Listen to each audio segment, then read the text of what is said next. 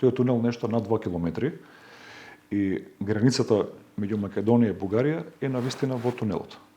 Зашто би го направиле ние оваа железничко поврзување од Крива Паланка до тунелот?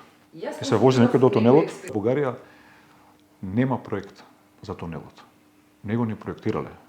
Од нивна страна во некои првични разговори велат да сакаме да го направиме ние. Меѓутоа од да сакаме до реализација има едно огромен простор има за реализација или нереализација. Ние мораме со Бугарија да направиме цврст договор дека во исто време ќе оградиме и двете страни и дека ќе пробушиме заеднички тунелот. Нема логика сега ние до оваа страна, ти од таа страна, тука една машинерија треба од еден до друг крај да искочи. И по тие услови ние немаме проблем да го градиме. Меѓутоа, 600 милиони евра се навистина многу пари за било која градежна компанија на светско ниво.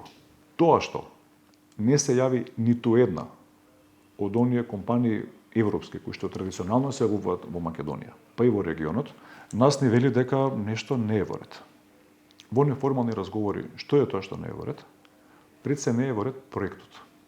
Односно, како што викаат, они not doable. Ние не можеме да го изградиме и да сакаме. И за тоа не се ни јавиле. Пример Штравак во првиот дел се јавиле за 55 милиони евра. Не е нешто нека сума 15 пати поголема од дека. Добро, кои се забелешките? Пристапните патишта не се во функција. 80% од нив не може да се користат. Не може да се размена камиони пешак, на пример. А таму ќе има преку 3 милиони кубици земја. Нема одлагалишта. Они немаат одлагалишта, а огромно подрачје од таму е под заштита на животна средина. Тоа што не е атрактивен и тежок за изведување е една тема. Да. Дали е единствениот можен е прашањето? Тоа ќе биде предмет на дискусија во наредниот период, дали може да се направи и друга траса, која што помалце куќи ќе руши, што нема поминува 100 метра испод куќиве, која што ќе го олесни градењето. Бидејќи вие не сте сигурни дека има друго решение, на крај дали ќе се сведеме дека ова е единственото, ако дојдеме на тоа што ќе правиме?